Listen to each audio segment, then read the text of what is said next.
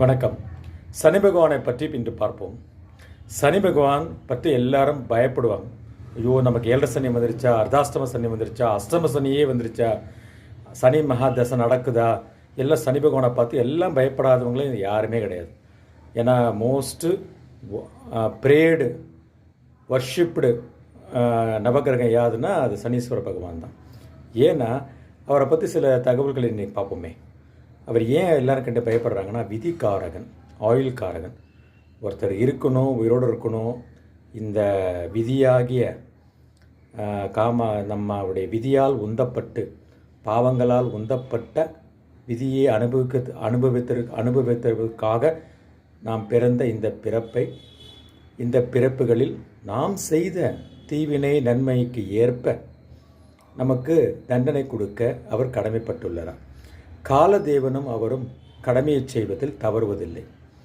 இது ரொம்ப முக்கியமான வார்த்தை. விதி என்னும் பாதையில் மயில் காலாகிய நான் என்று சொல்வார். ஒவ்வொருவரையும் 7.5 ஆண்டு பிடிக்க வேண்டும் என்பது ஈஸ்வரன் எனக்கு இட்ட ஆணை என்று சொல்லுவார். அதன் அடிப்படையில் ஒவ்வொருவரையும் பிடிப்பார்.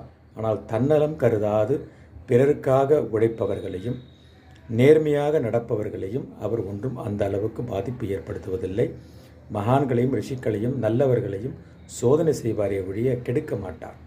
அதேபோல் கடுமையான முயற்சி செய்து வேலை செய்பவர்களுக்கு 7.5 சனி, அஷ்டம சனி, ஜென்ம சனி போன்ற பாதிப்புகளிலிருந்து, அர்த்தாஷ்டம சனி, கண்ட சனி இவற்றின் பாதிப்புகளிலிருந்து விடுதலை தருவார். அதாவது நம்ம அவர் ஏன் அப்படி பண்ணுறாருன்னு பார்ப்போமே. அவர் பேசிக்கலாகவே அவர் உழைப்பு கிரகம். உழைப்பு கிரகமானவர் நம்மளை உழைக்க வச்சா அவர் திருப்திப்படுத்துவார், அவர் திருப்தி அடைவார். நம்ம நெற்று வேர்வை நிலத்தில் சிந்தி உழைத்தால் அவர் பிரீத்தி அடைவார், மகிழ்ச்சி அடைவார். ஒருத்தருக்கு ஜென்மசனி நடக்குதுன்னு வச்சுங்களேன், அவர் போய் ஏசி ரூமில் உட்காந்துக்கிட்டு ஸ்டாக் மார்க்கெட்டில் இன்வெஸ்ட் பண்ணால் நோகாமல் நொங்கெடுக்கிறதுன்னு இல்லையா, நோகாமல் சம்பாதிக்கிறதுன்னு வாங்கல, அடுத்த பணத்தை சம்பாதிக்கிறது.